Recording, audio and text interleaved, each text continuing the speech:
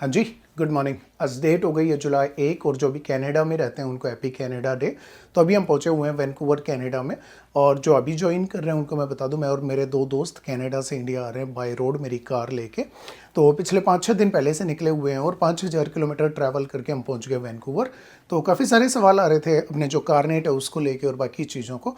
तो आज की ये वीडियो मैं बना देता हूँ कारनेट के ऊपर। तो मैं बताता हूँ कौन से कंट्री से आपको लेना चाहिए, कितनी सिक्योरिटी डिपॉजिट करवाते हैं और क्या क्या बाकी जो फॉर्मेलिटी हैं वो पड़ती होती हैं। उसके बाद फिर मैं बताऊंगा वैंकूवर में रहने का जो एक्सपीरियंस है पिछले 2 दिन का वो कैसा रहा हमारा। तो चलो पहले दिखाते हैं आपको कारनेट। तो ऐसा दिखता है ये कारनेट, येलो कलर का बाहर का इसका वो रहता है जो भी अपना कवर, और अंदर 20 या 25 पेज होते हैं। सारे पेज एक ही जैसे होते हैं। ऊपर इसकी डेट ऑफ एक्सपायरी लिखी रहती है, लेफ्ट में मेरा नाम और एड्रेस वगैरह बाकी डिटेल्स लिखी हुई हैं। थोड़ा नीचे आप देखें कनाडा लिखा हुआ है, कार का जो कंट्री ऑफ रेजिडेंस या रजिस्ट्रेशन है, और साथ में कार का नंबर लिखा हुआ है। तो ये डॉक्यूमेंट है जिसकी हेल्प से आप कार को टेम्परेरली दूसरे कंट्री में लेके जा सकते हैं बिना दूसरे कंट्री की कस्टम ड्यूटी भरे हुए। तो अगर आप इसको अंदर ओपन करें तो बाकी डिटेल्स लिखी रहती हैं। ऐसे पेज हैं, सारे पेज जो हैं वो सिमिलर होते हैं। तो इसमें एक्सपोर्ट या इंपोर्ट की जो स्टैंप है उनकी जगह दी हुई रहती है। साथ में अगर लेफ़्ट में आप देखेंगे तो डिटेल रहती है कौन कौन सा आइटम मैं लेके जा सकता हूँ। तो सारी स्टैंप आपके पास में होनी चाहिए, तभी आपको बाद में सिक्योरिटी डिपॉजिट मिलेगा वापस जब आप इसको डिस्चार्ज करवाने जाएंगे। इस डॉक्यूमेंट के लिए आपको सिक्योरिटी डिपॉजिट करवाना पड़ता है एक अमाउंट। जो मेन पेज है उसके अंदर अगर आप देखें कार की डिटेल, उसका जो चेसी नंबर है वो हो गया, कलर हो गया, 380 हॉर्स पावर की है मेरी वाली कार, और साथ में और कौन कौन सा सामान मैं लेके जा सकता हूँ वो लिखा हुआ है। तो अब बात करते हैं कारनेट लिया कहाँ से जाए। तो मल्टीपल ऑप्शंस होते हैं आपके पास में, जिस कंट्री में आप रहते हैं वहाँ से भी मिल सकता है। अगर वहाँ से ना लेना चाहें तो दूसरे किसी भी कंट्री से भी आप अप्लाई कर सकते हैं। तो सबसे पहले मैंने अप्लाई किया कनाडा और यूएस से। जब मैंने कनाडा में अप्लाई किया तो उन्होंने ये सिक्योरिटी डिपॉजिट बताया मुझे। तो उन्होंने बताया कि जो मेरी कार है उसकी वैल्यू के हिसाब से $1,59,000 जो है वो मुझे जमा करवाने पड़ेंगे, जिसमें जब भी मैं कार को वापस ले आऊँगा यहाँ पे इंडिया से तो उसके बाद में टोटल $1,775 काट के $1,57,700 जो डॉलर है वो मुझे वापस मिल जाएंगे। सो अगर आज के रेट के हिसाब से बात करें तो $1,59,000 मोटा मोटी 98 लाख रुपए बनते हैं। सो ऑब्वियस है ये जो ऑप्शन है वो किसी भी तरह से फीजिबल नहीं था, ना सिर्फ because of the cost, but एक और दूसरा जो मसला उसमें पड़ रहा है वो ये कि उन्होंने ईरान का जो अपना कारनेट है वो देने से मना कर दिया, क्योंकि ईरान के ऊपर लगे हुए हैं सैंक्शंस। तो इसके बाद दूसरे ऑप्शन की तरफ हम बढ़े यूके। तो जब यूके से हमने कोट लिया कारनेट का तो उन्होंने हमें कोट दिया 20,700 पाउंड का। तो अगर 20,700 पाउंड को हम कैनेडियन डॉलर्स में कन्वर्ट करें तो मोटा मोटी बनता है 34,000 के आसपास। तो ये हो गए 18-20 लाख रुपए के आसपास। और इन्होंने हमें हाँ भी भर दिया अपना जो ईरान है उसका देने का, पाकिस्तान, इंडिया और ईरान तीनों का। बट यहाँ भी मुझे लगा कि चलो एक बार थोड़ी बहुत रिसर्च और की जाए, तो मुझे पता चला चेक रिपब्लिक का। तो चेक रिपब्लिक में एक कंपनी है, ऑटो टूरिस्ट करके बोलते हैं इनको। तो यहाँ से फिर मैंने इनसे कोट लिया तो इन्होंने मेरी जो कार है उसकी मोटा मोटी वैल्यू लगाई 700 जो चेक रिपब्लिक करेंसी होती है वो, और इसका इन्होंने मेरे से सिक्योरिटी डिपॉजिट मांगा 154। तो अगर हम इसको कन्वर्ट करके देखें CZK को टू कैड, और अगर हम इसको 154,000 भी लगा लें तो भी मेरी जो सिक्योरिटी डिपॉजिट है वो आती है सिर्फ $9300। तो ये वाला जो फीजिबल है वो मुझे बहुत ज़्यादा लगा ऑप्शन। तो यहाँ से फिर मैंने जो कारनेट अपना वो लिया। तो ये प्लस में शिपिंग और बाकी जो सारी चीज़ें मिला के $12-13,000 के आसपास आपको जो इसका एक्सपेंस है वो पड़ता है। और जब आप इसको वापस करवा लेते हैं, डिस्चार्ज करवाते हैं, तो ये पूरा जो अमाउंट है उसमें से 1,000-1,500 कट के वो आपको वापस मिल जाता है। तो ये हो गया पूरा कारनेट का। ये वाली वेबसाइट का मैं एक बार दिखा देता हूँ, अगर आपने बनवाना हो तो इस वाली वेबसाइट पे जाके ना, और आप अपनी जो डिटेल्स है वो इनसे निकलवा सकते हैं। और काफ़ी बढ़िया, इन्होंने DHL के थ्रू मोटा मोटी मुझे ये भेज दिया था। 4 से 6 दिन के अंदर मेरा जो कारनेट है वो मेरे पास आ गया था। अब बात करते हैं इंटरनेशनल ड्राइविंग परमिट की। तो हमारे यहाँ पे बहुत ही आसान है ये बनवाना, टोटली 5 मिनट का प्रोसेस था। CAA करके ना एक कंपनी है, वहाँ से अब जाके $30 मतलब 1800-1900 रुपये लगते हैं और राइट अवे बन जाता है। तो ये बनवा लेना चाहिए, आगे काम आ सकता है। हालांकि हर एक कंट्री में ज़रूरत नहीं पड़ती, बट जब इतनी लंबी ट्रिप पे जा रहे हो तो it is always a good idea. तो ये हो गया कारनेट और आपका इंटरनेशनल ड्राइविंग परमिट। लगे जो इंडिया का वीज़ा है वो और मैं आपको दिखा देता हूँ। कैनेडियन पासपोर्ट के ऊपर इंडिया का जो वीज़ा है पेपर भी लग सकता है, और जो अपना वीज़ा होता है वो भी आपको मिल जाता है। तो जब आप लैंड बॉर्डर से जा रहे होते हैं, खासकर पाकिस्तान से जब इंडिया जा रहे होते हैं, तो जो अपना ऑनलाइन वीज़ा है वो काम नहीं देता, तो फिर आपको ज़रूरत पड़ती है पेपर वीज़ा की। और ऐसा दिखता है इंडिया का जो पेपर वीज़ा है वो। पिछली बार भी मैं अपने पाकिस्तान भी गया था और इंडिया भी आया था, तो ऐसा वीज़ा लगता है हम कैनेडियंस का। और 6 महीने से लेके 1 साल तक का वीज़ा होता है और मल्टीपल एंट्री होता है, जितनी बार भी आप चाहें वहाँ पे आ सकते हैं। तो सेम मैंने अभी लगवा लिया, ये मेरा इस साल के एंड तक वैलिड है, तो अब की बार मेरा काम चल जाएगा अगले साल दोबारा से।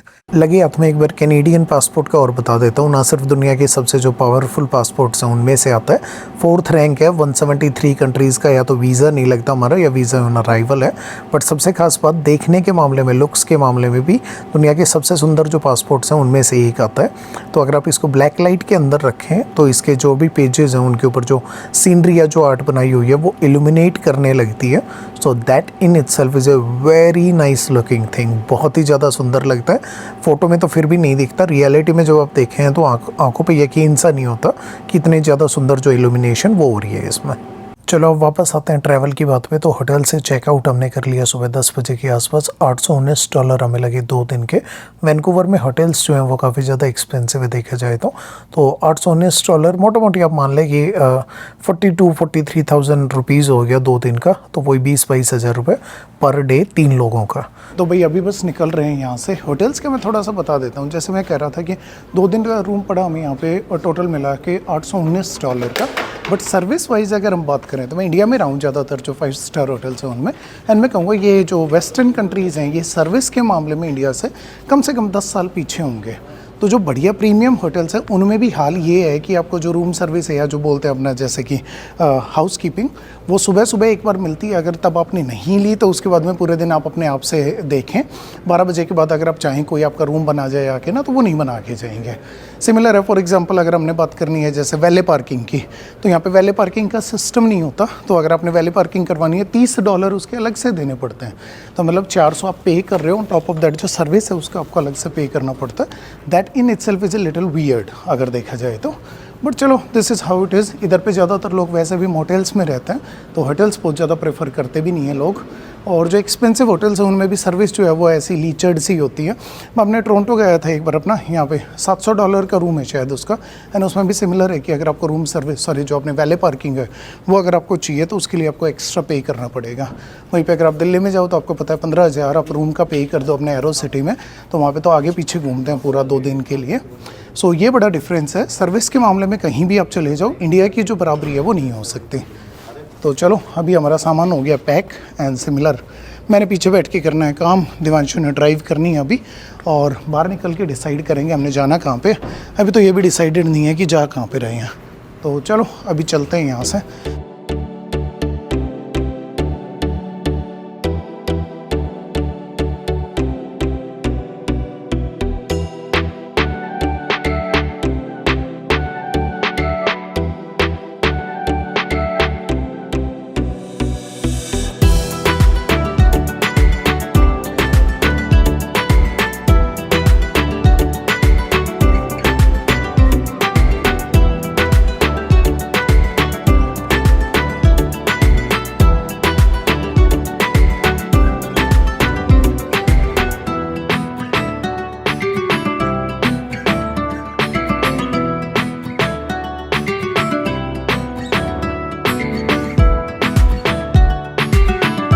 तो भाई रास्ते में डिसाइड हुआ विस्लर चलते हैं, बहुत बढ़िया टाउन हमारे पड़ोस में, 3 घंटे की ड्राइव है।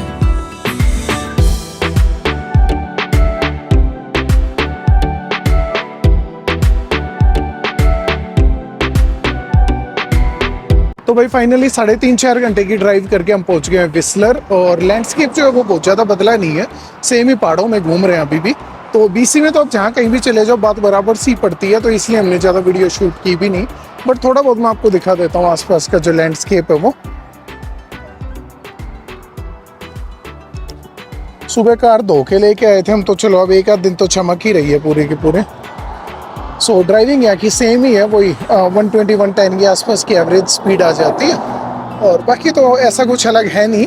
तो बस मसला ये पड़ रहा है कैनेडा डे की वजह से यहाँ पे होटल्स नहीं मिल रहे। तो कल तो ऐसा हो गया था 3 घंटे का जाम था, जबकि रोड आप देख ही रहे हैं पीछे बहुत बढ़िया बावजूद इसके। तो अभी एक दोस्त से बात हुई थी, उसने बताया कि जैस्पर नाम की जगह है इससे आगे, और वहाँ पे अगर हम जाते हैं तो होटल्स जो हैं वो मिल जाएंगे, बट वो कम से कम 1.5 घंटे की जो ड्राइव है वो पड़ेगी यहाँ से।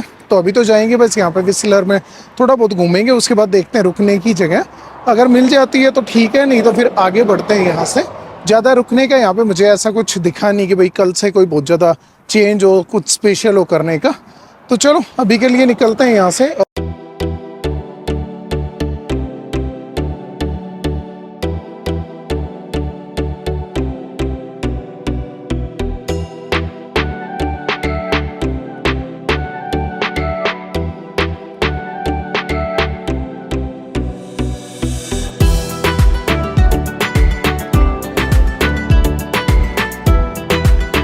तो भाई यहाँ पे एक अलग चीज़ देखने को मिली, यहाँ पे जो ट्रैवलर होते हैं वो अपने छोटे छोटे स्टिकर बनवा लेते हैं। तो कोई भी मेन जगह कहीं भी जाते हैं तो अपने स्टिकर जो है वो चिपका देते हैं। तो बहुत सारे ट्रैवलिंग क्लब हो गए या इंडिविजुअल्स हो गए, उन्होंने अपने स्टिकर यहाँ पे लगा रखे हैं। मुझे लग रहा है ये तो हमें भी बनवा लेना चाहिए। बाकी यहाँ पे 15-20 मिनट रुके, मन तो पूरा था कि अपनी कैंपिंग चेयर निकाल लें और यहीं पे बैठ के कुछ खाएं पिएं, बट जो अपना विस्लर जाने का प्लान था वो थोड़ा सा चेंज हो गया। तो आगे हमें एक कैमलूप्स नाम की जगह है, वहाँ पे निकलना पड़ेगा। वहाँ पे होटल्स अवेलेबल हैं, तो उधर निकल रहे हैं अभी यहाँ से सीधे हम। 2-2.5 घंटे की ड्राइव है, रात हो जाएगी पहुँचते पहुँचते।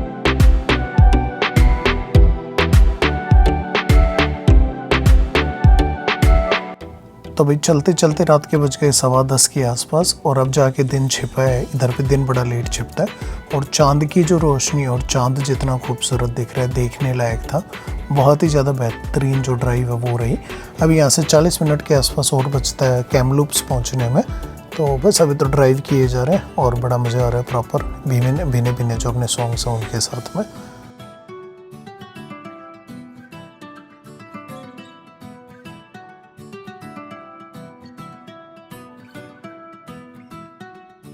तो भाई फाइनली 4.5-5 घंटे की ड्राइव करके अभी हम पहुंच गए कैमलूप्स। तो बर्गर किंग के बाहर हैं, अभी 2-4 बर्गर लिए हैं, वो लेके और जाते हैं। छोटे जो टाउन होते हैं उनके ये बड़ा मसला रहता है कि सब कुछ बंद हो जाता है। तो 11 बजे नहीं है, 11 बज गए, 11:05 हुए हैं और यहाँ पे सारा सब कुछ बंद है।